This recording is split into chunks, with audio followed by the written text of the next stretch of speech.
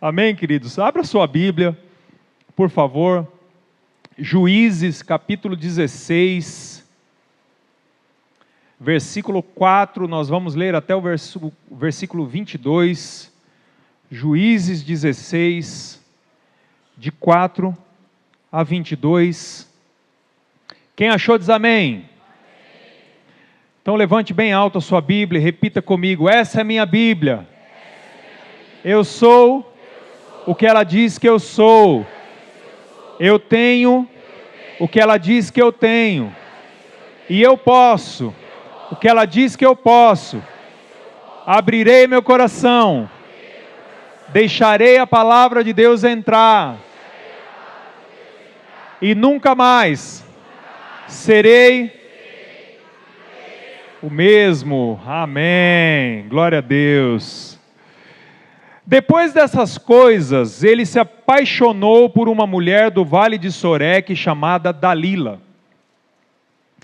Os líderes dos filisteus foram dizer a ela: veja se você consegue induzi-lo a mostrar-lhe o segredo da sua grande força e como poderemos dominá-lo para que o amarremos e o subjuguemos. Cada um de nós dará a você 13 quilos de prata. Disse, pois, Dalila a Sansão: conte-me, por favor, de onde vem a sua grande força e como você pode ser amarrado e subjugado.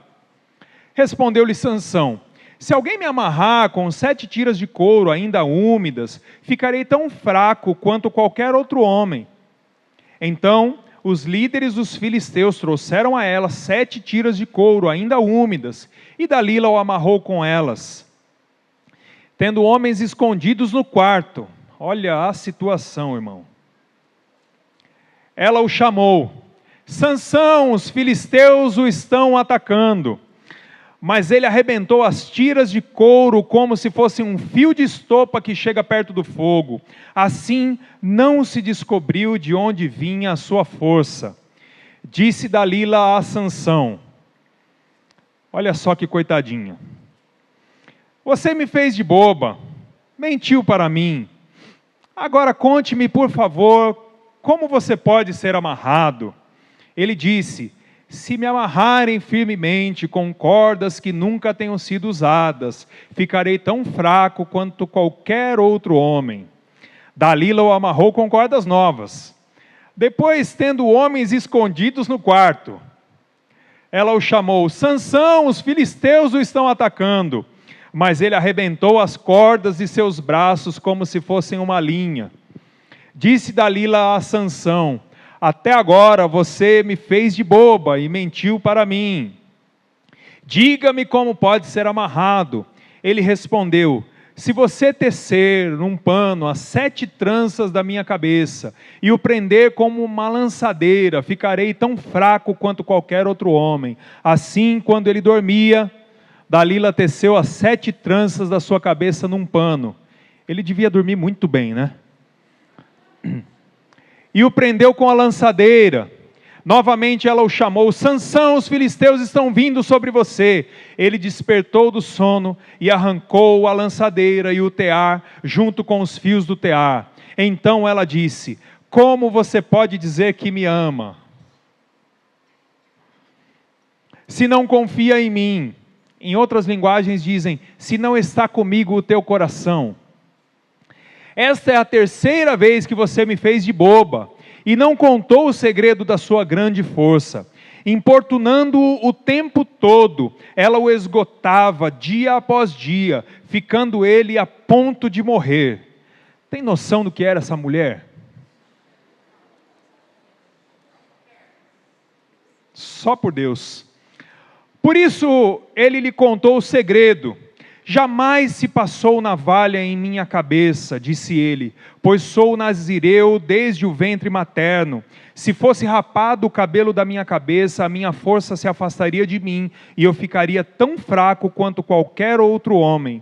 Quando Dalila viu que Sansão lhe tinha contado todo o segredo, algumas outras linguagens vão dizer, quando ela viu que o seu coração havia sido descoberto, enviou esta mensagem aos líderes dos filisteus: subam mais esta vez, pois dessa vez ele me contou todo o segredo. Os líderes dos filisteus voltaram a ela levando a prata, fazendo-o dormir no seu colo. Ela chamou um homem para cortar as 7 tranças do cabelo dele, e assim começou a subjugá-lo, e a sua força o deixou. Então ela chamou: Sansão, os filisteus o estão atacando. Ele acordou do sono e pensou: sairei como antes e me livrarei. Mas não sabia que o Senhor o tinha deixado.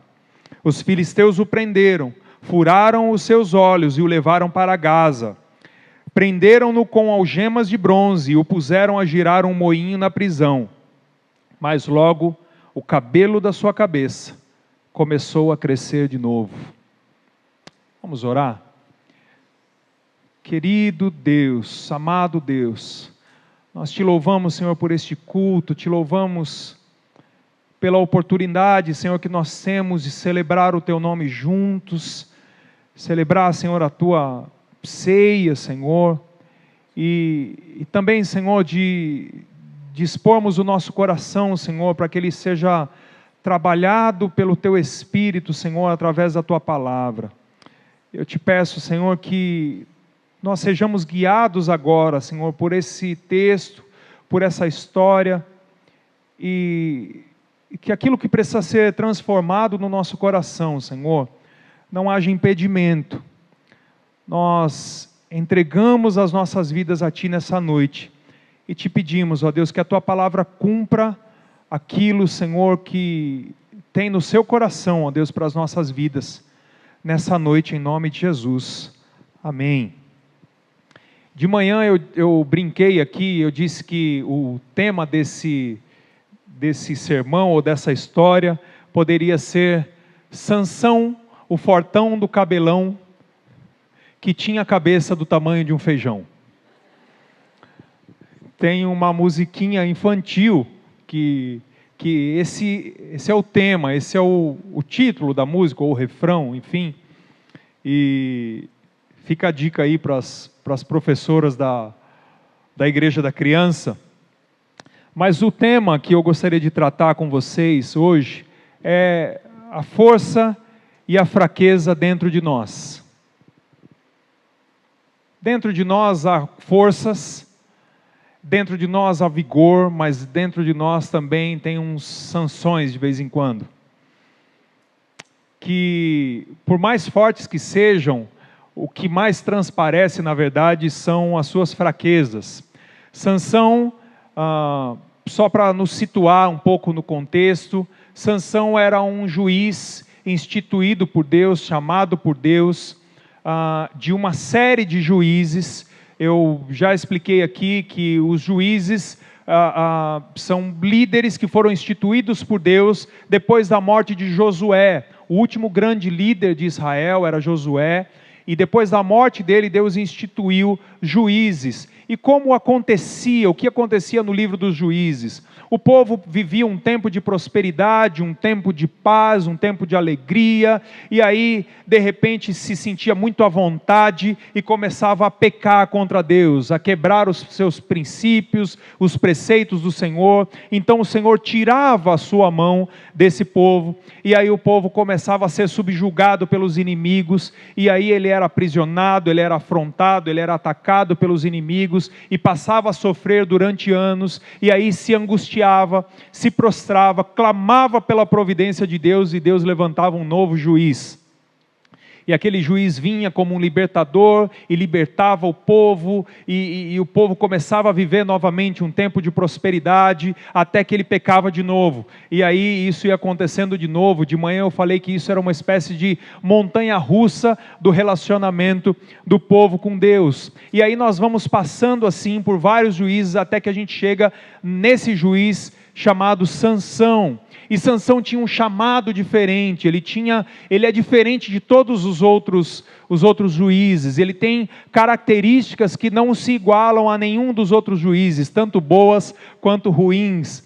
E havia um pacto que Deus havia estabelecido com os pais de Sansão, que era de que Sansão iria ser concebido, mas que havia um pacto de nazireado. Ele nasceria e ele seria nazireu desde o ventre. E o nazireu era um tipo de consagração especial, era um tipo de consagração específica a Deus, que tinha que respeitar algumas regrinhas, tinha que respeitar um tipo de comportamento. Então, algumas coisas que Sansão não podia fazer era, por exemplo, cortar o seu cabelo, que é o que acontece nesse texto. Ele não podia, por exemplo, tocar em nada morto, que nós falamos de manhã a respeito disso. Ele não podia, por exemplo, ingerir, beber nenhum tipo de bebida forte. Essas eram as coisas que ele precisava observar para cumprir, então, a parte dele no pacto que Deus havia estabelecido com ele. Só que o que acontece é que, na história de Sansão, ele se envolve com as mulheres erradas, ele bebe aquilo que ele não deveria beber, ele toca em coisas mortas por mais de uma vez, né? Se você ouvir a pregação da manhã, você vai ver que ele toca ali no leão morto, mas não só isso, quando ele mata 1000 homens com a queixada de um jumento, aquela queixada estava morta. Então ele vai quebrando princípios, vai quebrando preceitos do pacto que ele tem com Deus, e aí nessa história que nós lemos essa noite, ele quebra o último dos pactos que ele tinha com Deus, o último dos preceitos que ele tinha com Deus, que era o de não cortar o seu cabelo. E eu vejo essa parte da história de Sansão como o que a gente chama de a gota d'água. Foi o ponto máximo onde ele podia ir distante daquilo que Deus queria. Foi o ponto mais longe, o ponto mais afastado dos propósitos que Deus tinha para a vida dele. E se a gente pudesse dar um nome de filme para essa história de Sansão, para essa história que nós lemos aqui, talvez seria Atração Fatal, porque diz que ele se apaixonou por essa mulher, ou talvez seria Dormindo com o Inimigo, né? Só os mais velhos que lembram desses filmes, né, gente? Vocês estão entregando sua idade. Ou talvez Resident Evil. Agora eu aproximei um pouco mais, né? Porque vocês viram lá que os filisteus estavam dentro do quarto. Que coisa maluca.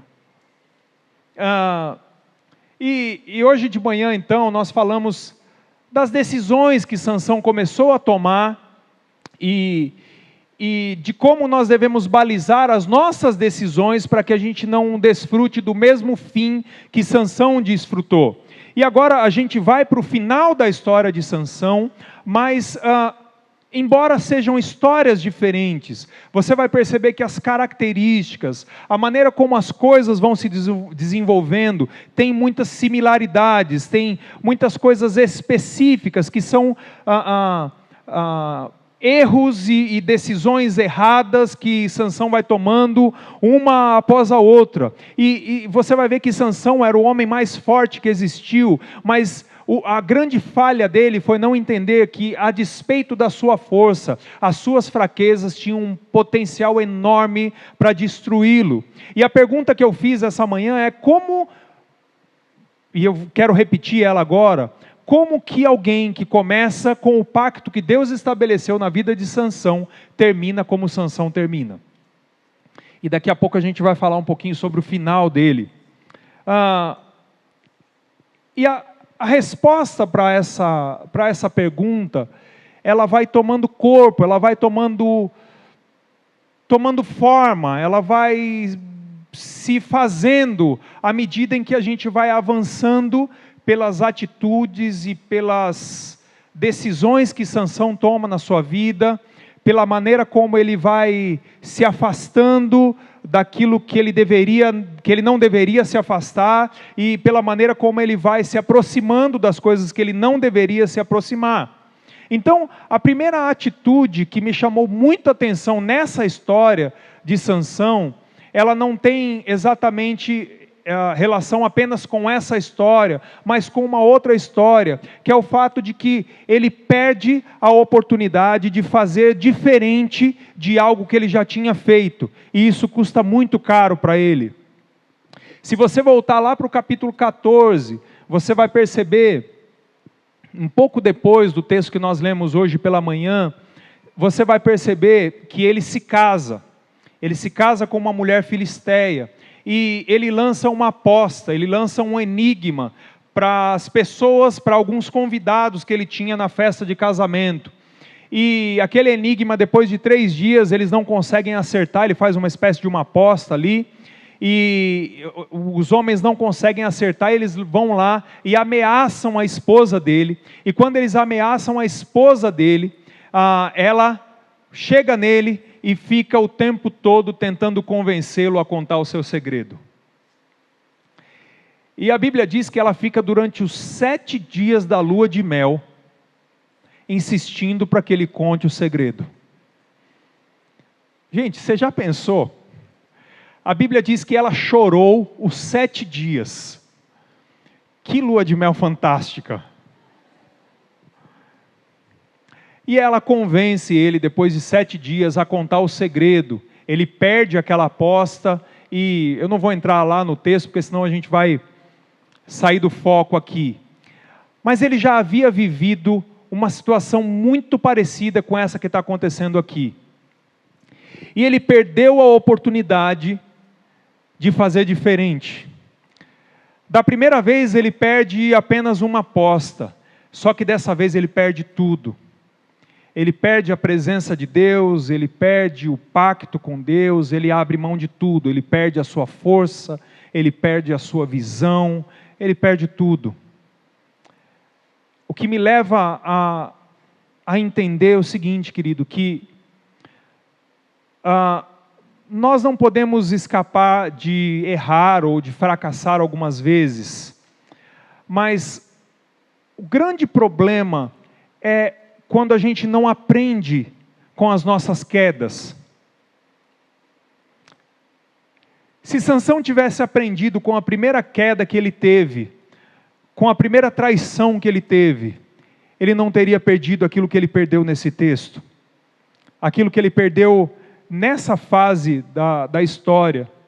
Quando a gente erra em alguma coisa e aquilo não nos ensina, parece que as consequências vão piorando. Não tem como a gente errar uma vez, sofrer uma consequência e errar de novo e aquela consequência ser exatamente a mesma. A Bíblia chama isso de um abismo, chama outro abismo. Então, Sansão perde um pouco da primeira vez, mas dessa vez ele perde muito. Da primeira vez ele perde algo que é recuperável, mas dessa vez ele perde algo que é extremamente mais importante. É extremamente mais profundo. Ele não perdeu apenas uma aposta, ele perdeu todo o poder, toda a bênção que Deus havia colocado na vida dele.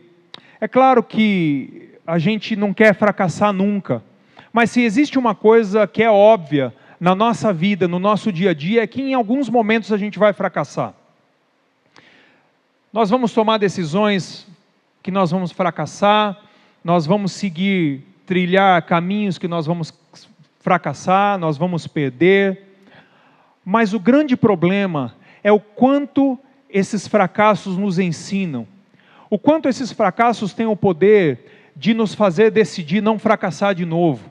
Quando nós erramos e quando nós fracassamos, nós temos 2 caminhos. Ou nós continuamos tomando as mesmas decisões que nos levam aos mesmos fracassos e nos trazem consequências cada vez piores, ou nós olhamos para isso, clamamos pelo perdão de Deus, clamamos pela restauração de Deus e decidimos que nisso nós não vamos fracassar mais. São apenas esses 2 caminhos.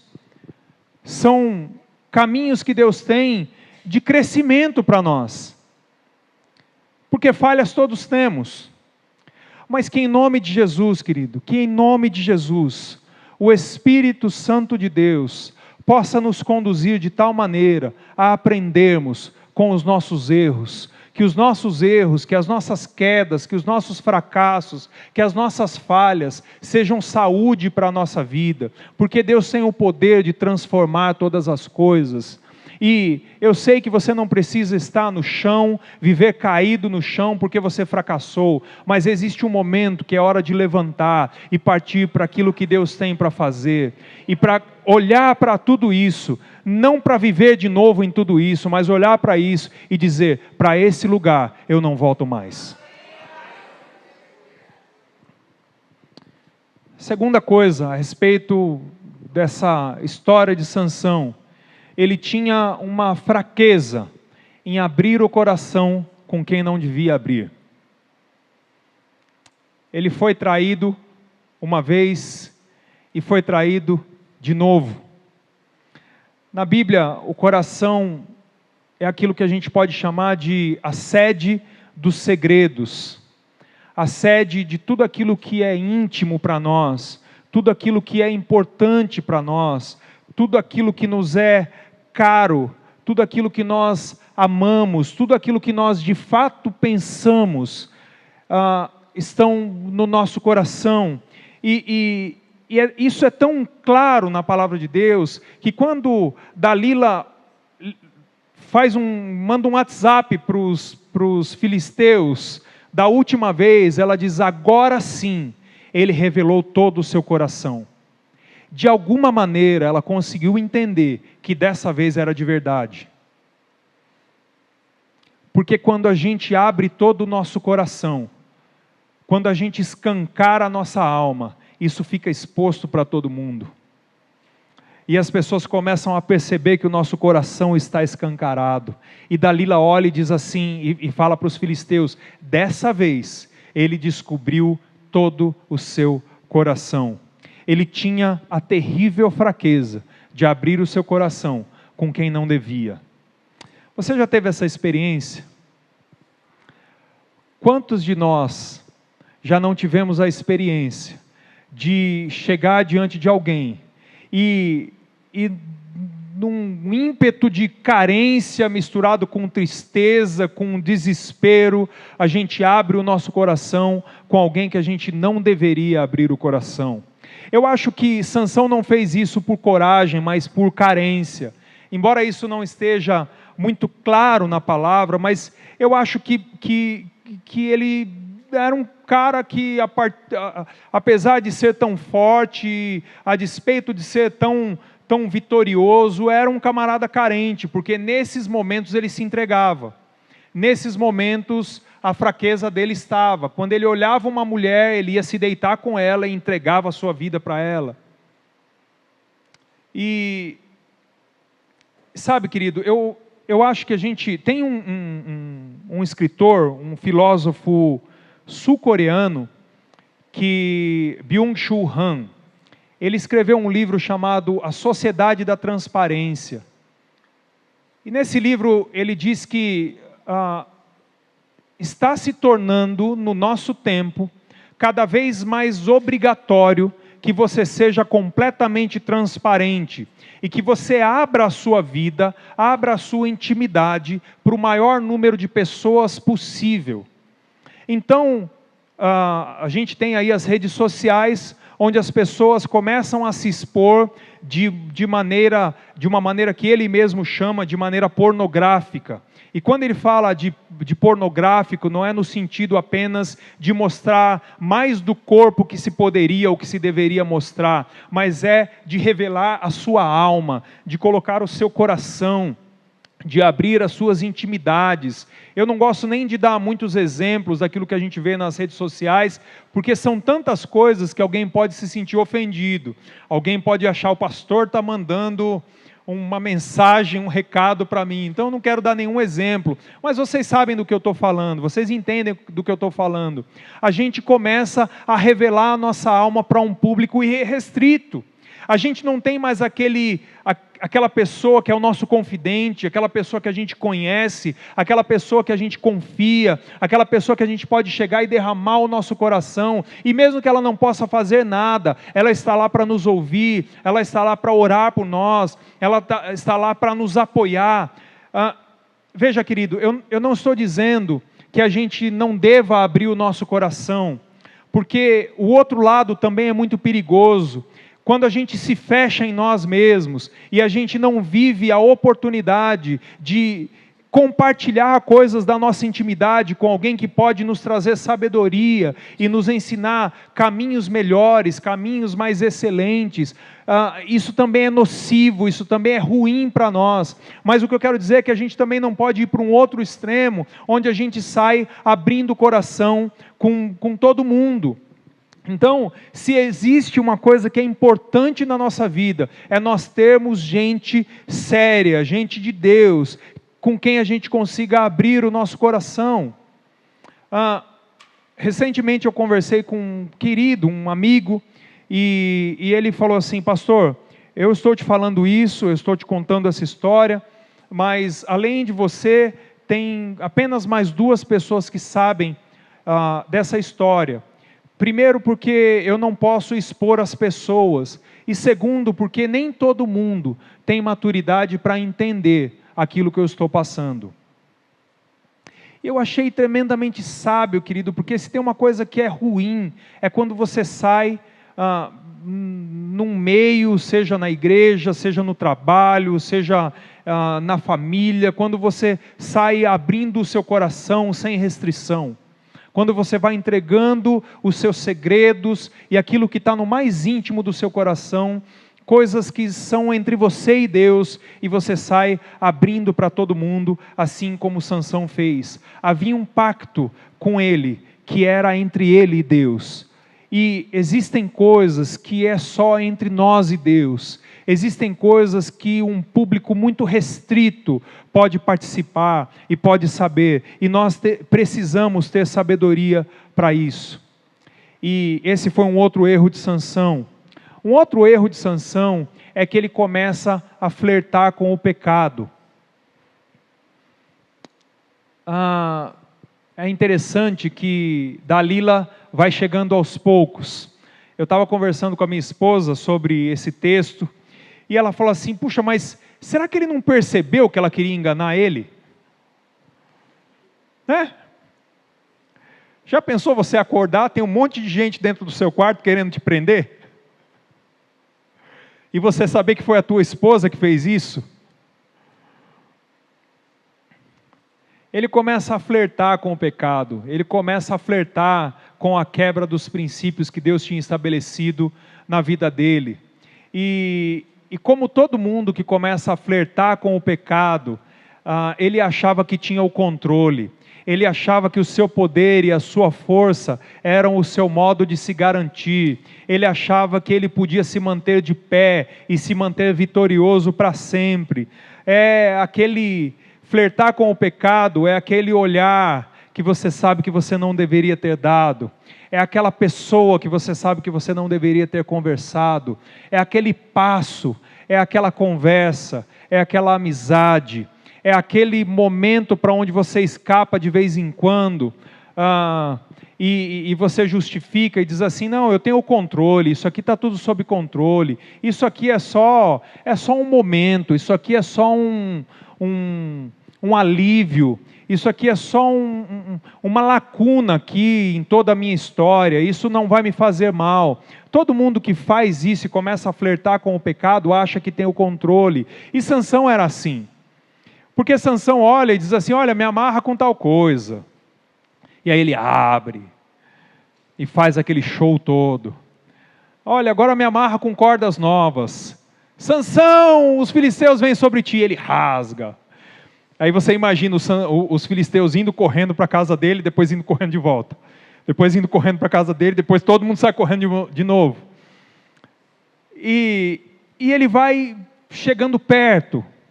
Ele vai cada vez mais dando o passo no sentido do pecado, passo no sentido da quebra da aliança, passo no sentido de desprezar a presença de Deus, de desprezar as coisas de Deus na vida dele. É aquele controle que a gente diz assim: eu estou indo aqui, mas no momento certo eu paro, no momento certo eu dou um passo atrás. E aí ele se entregava, mas não se entregava por inteiro. A Bíblia diz que ele estava apaixonado por Dalila. Então é como se ele estivesse olhando e dizendo assim para ela: olha, Dalila, eu estou aqui, nós estamos juntos, nós temos um caso aqui, mas eu vou só até a primeira página. Na segunda página eu não vou mais, porque eu não vou me entregar por inteiro, eu não vou abrir todo o meu coração. E ela fala isso para ele, né? Eu não vou abrir todo o meu coração, porque eu estou controlando a situação, porque eu estou por dentro. Mas o problema é de quem começa a flertar com o pecado, é que vai chegando cada vez mais perto, vai chegando ou cada vez mais longe, dependendo do ponto de vista que você quiser olhar.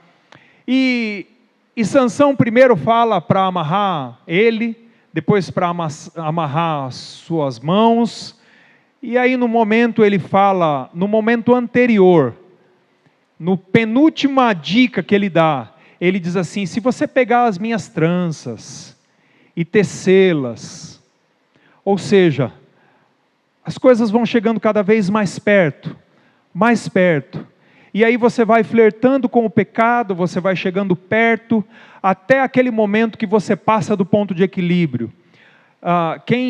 Os irmãos que têm moto aqui, eu não tenho moto e também não sei nem pilotar moto, mas eu já ouvi de muitos irmãos que têm moto, principalmente essas motos mais pesadas, que quando você deixa ela pender para um lado, você só consegue segurar ela até um ponto. Quando passou daquele ponto, é melhor você largar, porque você não aguenta mais. É esse chão escorregadio que você acha que você não vai escorregar, que você não vai cair, mas quando você perceber, você já está no chão. É aquela gavetinha que você abre de vez em quando, mas você fecha porque você tem o controle, mas aí num determinado momento, você abre aquela gaveta e quando você vai fechar, ela não fecha mais.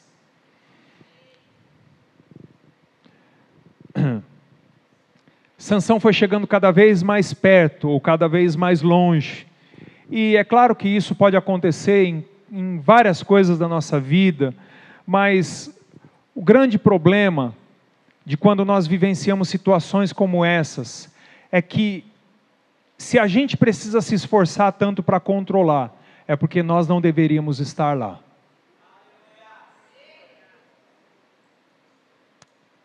Eu li um livro recentemente de um autor não cristão, ou não evangélico pelo menos, que diz assim: minha mulher tem a senha do meu celular.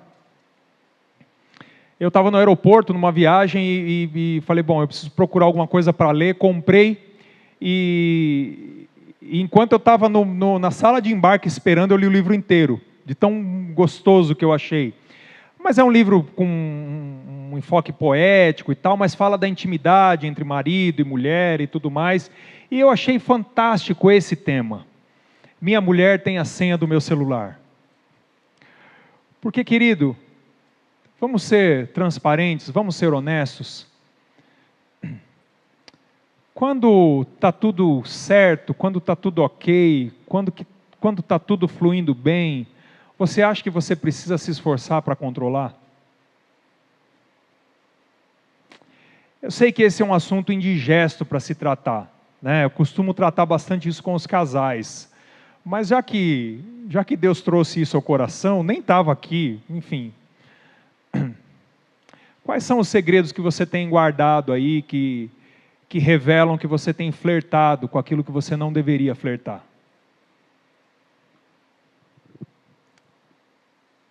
E às vezes o Espírito Santo vai gritando dentro de nós: não é esse o caminho, sai daí, vai para longe, diga não, deleta isso aí, sai dessa tela, não clica nessa miniatura, não assiste esse vídeo. E o Espírito Santo está gritando dentro de nós. E aí você diz assim: mas eu preciso relaxar. Querido, não flerte com o pecado. Não faça como Sansão. Outra coisa, outro erro de Sansão. Vamos pular, vamos passar para a próxima parte.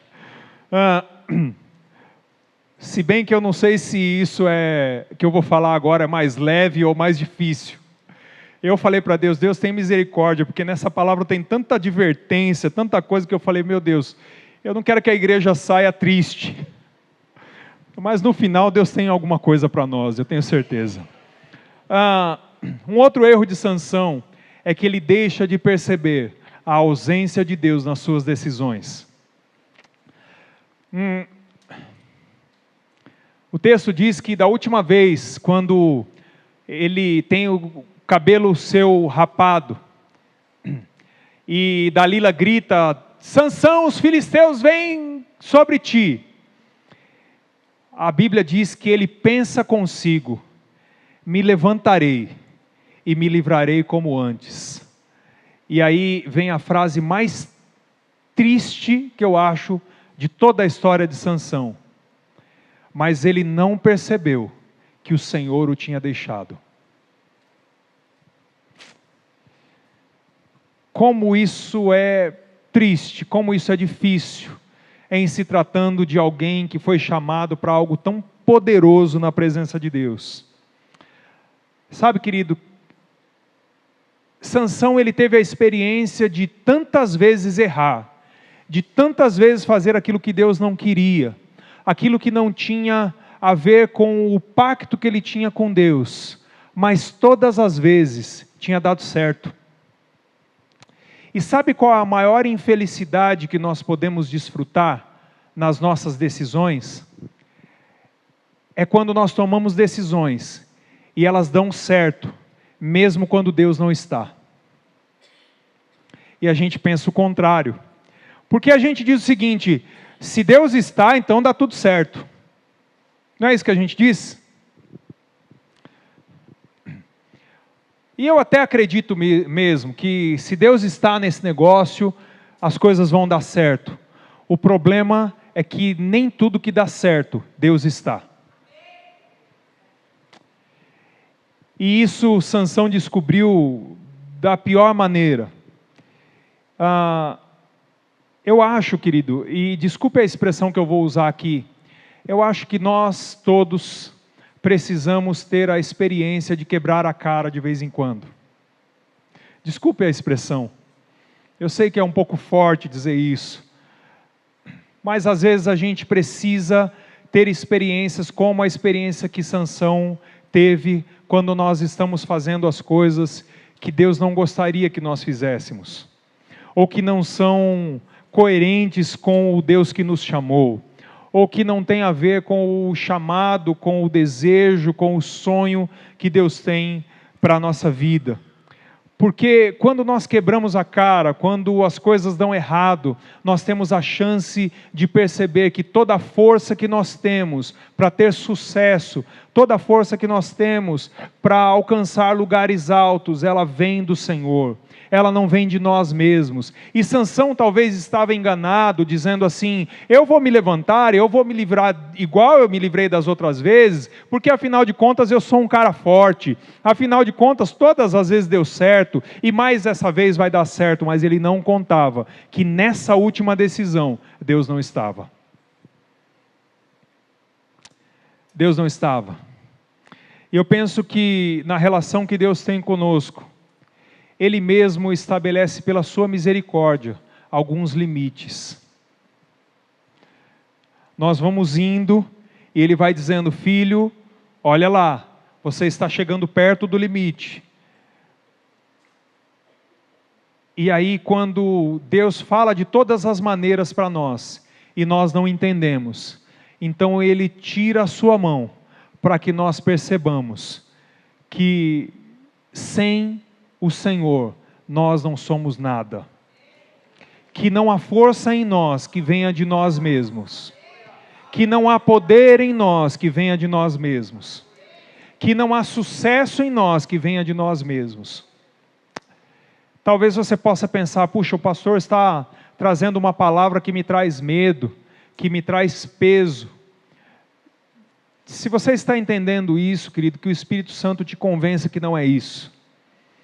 O que eu quero te dizer é que não existe melhor experiência do que nós vivermos na presença do Senhor e sabermos que Ele tem guiado os nossos passos, e nós entendemos que essa força vem dEle, e quando nós tomarmos as decisões com a força que vem dEle, nós sabemos que o sucesso também vem dEle, que a vitória também vem dEle, e que não há como os filisteus nos atacarem, não há como ninguém furar os nossos olhos, porque toda a força vem dEle, e que nós tenhamos nas nossas decisões, sejam elas erradas, sejam elas difíceis, sejam elas símbolo de quedas na nossa vida, que quando nós nos depararmos com o limite da queda, que nós possamos recorrer àquele que é o dono de toda a força, e entender: Senhor, eu só posso me levantar, e eu só posso me livrar, se o pacto que o Senhor tem comigo ainda estiver de pé. Que o Senhor possa nos conceder a trilhar o caminho de volta antes de chegar no limite. Amém? Outra coisa que acontece com ele, gente, estou caminhando já para o final, tá bom? Eu sei que eu estou demorando, mas tem algumas coisas que eu preciso falar com você nessa noite. Eu não queria ter que cortar isso, mas eu já vou terminar, tá bom? Amém? Você me aguenta mais um pouquinho aí? Vou fazer igual o pastor Klaus fala. Me aguenta mais 5 minutos? É isso que ele fala, né? Eu não sei se são 5 minutos, não posso prometer nada. Sansão, depois de tudo isso, ele experimenta a cegueira que o coloca numa roda. O texto diz que quando ele perde a sua força, quando o Senhor se retira dele, os filisteus o pegam, furam seus 2 olhos. Olha só o caminho que o herói do Senhor está trilhando. Fura seus 2 olhos e eles o colocam numa roda. É o que algumas versões dizem, ou moinho. E ele fica ali, e toda a sua força, todo o seu poderio, todo o propósito de vida que ele tem, resume-se a dar voltas. Nós experimentamos essa cegueira quando nós vivemos tudo isso que nós já falamos a respeito de Sansão. E nós começamos a dar justificativas. Aquele que está cego não entende o lugar onde está. E ele começa a dizer assim: não, mas eu tenho controle sobre isso. Olha, isso aqui aconteceu, mas não tem nada a ver com o diabo. Não, isso... Está tudo sob controle, eu sei o que eu estou fazendo. E aí você começa a dar voltas, e começa a dar justificativas, e as pessoas olham para você e dizem assim: olha, você não está enxergando para onde você está indo, você não está enxergando o caminho que você está trilhando, e aí você diz assim: não, eu sei bem, eu estou consciente do que eu estou fazendo, eu sei que Deus está nesse negócio. Voltando àquilo que nós falamos, olha só, tudo tem dado certo. E aí a gente começa a dar voltas, e aí a gente tenta ficar justificando o injustificado, o injustificável. E aí a gente diz assim: não tem nada a ver isso aí que você está falando. Eu não estou cego coisa nenhuma, eu sei bem onde eu estou. Que o Senhor nos livre dessa cegueira em nome de Jesus. O resultado de todo esse comportamento de Sansão é doloroso e triste, porque Sansão perde os seus olhos, eu imagino a dor que ele sofreu, é colocado para girar o moinho, e como não bastasse, os filisteus se reúnem no templo ao deus Dagom, no templo ao seu Deus, para comemorar a sua vitória. E quando eles se reúnem para comemorar a sua vitória, regada a risadas, regada a uma grande festa, alguém tem a brilhante ideia de dizer: tragam-nos Sansão para nos divertir. E aí alguém vai lá, Sansão vem preso, com algemas de bronze, como a Bíblia diz, e é colocado no meio do templo de Dagom. As pessoas lá na galeria, o texto diz que haviam mais de 3.000 pessoas na parte de cima daquele templo, e todos eles dando risadas. Eu imagino as piadas que eram contadas a respeito dele, e eles diziam: o nosso Deus Dagon nos entregou o inimigo, aquele que multiplicava os nossos mortos, e começam a comemorar, e colocam ele ali, e ele começa a ser vítima de chacota, de piada, ele se torna o bobo da corte. Olha aonde começou o chamado de Deus na vida desse homem, e olha onde ele está agora.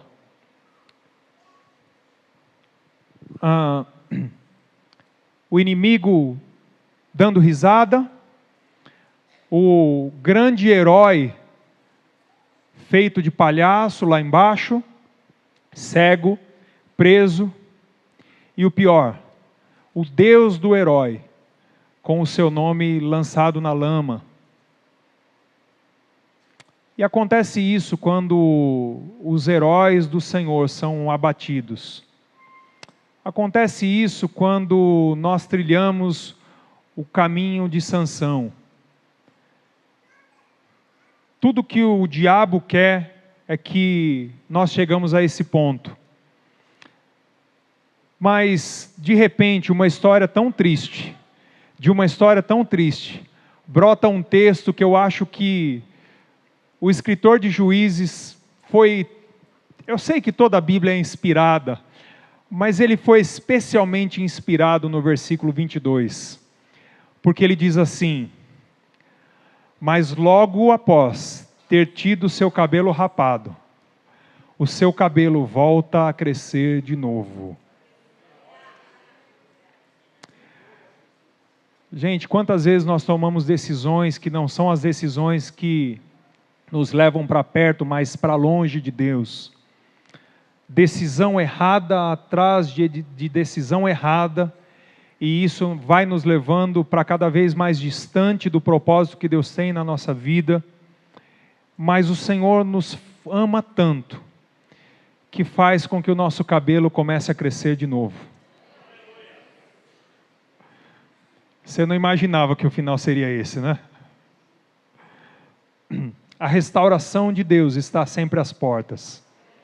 Não importa quantas decisões erradas você tenha tomado pelo seu caminho, a restauração do Senhor está às portas. O seu cabelo vai voltar a crescer novamente. O Salmo 30, verso 4, diz que a sua ira dura por um instante, mas o seu favor, a sua misericórdia, dura pela vida inteira. E essa restauração vem na última oração de Sansão. E eu quero ler o texto bem rapidamente, de Juízes capítulo 16, de 27 a 30, que diz assim: homens e mulheres lotavam o templo, todos os líderes dos filisteus estavam presentes, e no alto, na galeria, havia cerca de 3.000 homens e mulheres, vendo Sansão que os divertia, e Sansão orou ao Senhor. Algumas versões dizem: Sansão gritou ao Senhor: ó soberano Senhor, lembra-te de mim. Ó Deus, eu te suplico, dá-me forças mais uma vez, e faze com que eu me vingue dos filisteus, por causa dos meus 2 olhos. Então Sansão forçou as 2 colunas centrais, sobre as quais o templo se firmava, apoiando-se nelas, tendo a mão direita numa coluna e a esquerda na outra. Disse: que eu morra com os filisteus. Então ele as empurrou com toda a força, e o templo desabou sobre os líderes e sobre todo o povo que ali estava. Assim, na sua morte, Sansão matou mais homens do que em toda a sua vida. Algumas coisas que essa oração revela para mim. Eu sei que muitas vezes que nós estudamos esse texto, nós ficamos pensando na questão do suicídio, e falamos: olha, será que ele se suicidou? Será que isso é visto por Deus como suicídio? Será que ele é salvo? Será que ele não é salvo? Mas eu queria ir um pouquinho além dessa discussão, para aplicar essa oração de Sansão. A primeira coisa que me chama muito a atenção nessa oração dele, nesse processo de restauração desse caminho de Sansão, é que ele vai em busca da presença de Deus. Em nenhum momento você vê ele recorrendo à presença de Deus, e ele chega naquele momento e diz: Deus, Senhor, lembra-te de mim. É a primeira vez que ele não tenta dar o seu próprio jeito. É a primeira vez que ele não se baseia na sua própria força. É a primeira vez que ele não pega uma queixada de um jumento. É a primeira vez que ele não amarra o rabo das raposas e bota fogo no rabo das raposas. Pela primeira vez, ele recorre a quem de fato ele deveria ter recorrido a vida inteira. É como se ele estivesse dizendo para Deus: Deus, eu nessa situação quero reconhecer que toda a força que eu tinha, que eu sempre tive e que eu ainda terei, vem do Senhor. Aprenda, querido, que Ele é a fonte de toda a força. Tem que chegar um momento da nossa vida, um ponto específico na nossa vida, que nós haveremos de reconhecer que Ele é o Deus de toda a força. E que, se você não tem tido o hábito de reconhecer isso, que essa noite seja essa oportunidade de você reconhecer que toda a força e todo o poder vem dEle. Segunda coisa que ele faz nessa oração, ele rasga o seu coração, mas dessa vez ele rasga o seu coração no lugar certo. Ele não está abrindo mais o seu coração para os inimigos, nem para Dalila, nem para pessoas que pudessem o trair. A oração que ele faz não é nem um pouquinho nobre, não é nem um pouquinho politicamente correta, mas eu imagino que se eu estivesse na situação de Sansão, eu não sei se a minha oração seria diferente. Ele diz para Deus: Deus, me dá força de novo, para que eu me vingue dos filisteus por causa dos meus olhos. Essa não é uma oração que um crente faça. Mas e nos momentos de angústia? A gente tem que rasgar o nosso coração, é diretamente na presença dEle mesmo. Quando a gente rasga o nosso coração, é o momento em que a gente revela todas as nossas angústias, todos os nossos bons e os nossos maus pensamentos. É no quarto, é no joelho, é na presença dEle, quando a gente rasga toda a nossa alma. Qual foi a última vez, querido, que você fez uma oração que você rasgou a sua alma? Uma oração que não fosse aquela oração de almoço. Sabe aquela oração de refeição? Senhor, abençoe esse alimento. Faça mal, faça bem, em nome de Jesus, amém. Né? Ou aquela oração para dormir. Em paz me deito e logo pego no sono, porque o Senhor me faz repousar em segurança. A gente ensina para os nossos filhos, né? A gente está acostumado a repetir orações, mas a gente não está acostumado, talvez, a chegar diante do Senhor e rasgar a nossa alma. E Sansão mostra que o jeito certo de voltar para o caminho é rasgando a sua alma. Tenha você o que você tiver no seu coração. Rasgue a sua alma diante de Deus. Se faz tempo que você não faz isso, faça isso hoje. E por último, para terminar, agora de verdade, Sansão encontra-se de novo com o seu propósito. E talvez você diga para mim assim: pastor, você está forçando a barra com essa interpretação aí. Mas eu não sei, pode até ser, querido, mas é o que o Senhor colocou no meu coração. Qual era o propósito que Deus havia chamado Sansão? Era para ser forte e destruir os filisteus. Não era isso? Começar a livrar o povo de Israel da mão dos filisteus. Esse era o propósito? Eu acho que quando ele pede força mais uma vez, ele diz assim: que eu morra com os filisteus. Para mim, no meu coração, o que o texto está dizendo é o seguinte: Deus, eu vivi a minha vida inteira longe do propósito que o Senhor colocou para mim.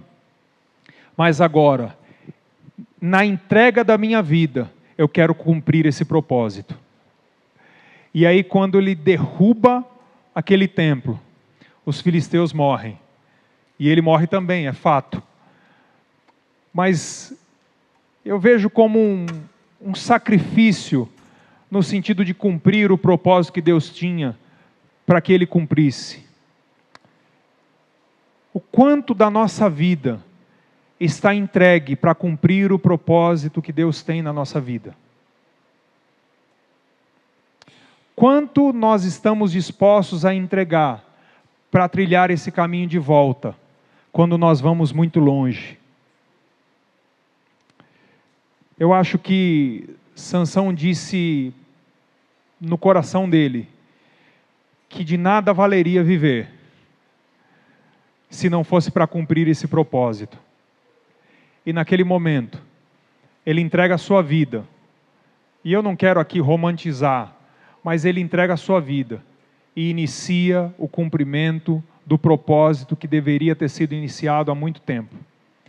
Ele podia ter sido poupado de tudo isso, mas já que ele não foi, essa era a oportunidade. E para concluir, querido, eu quero dizer para você que talvez você tenha feito caminhos, tenha tomado decisões, como nós temos falado o tempo todo, de manhã e agora à noite, que não tenham muita coerência com aquilo que Deus sonhou para você. E dentro do seu coração, por mais que as pessoas que estão fora não enxerguem, dentro do seu coração você sabe. Porque nessa hora o Espírito Santo está te tocando.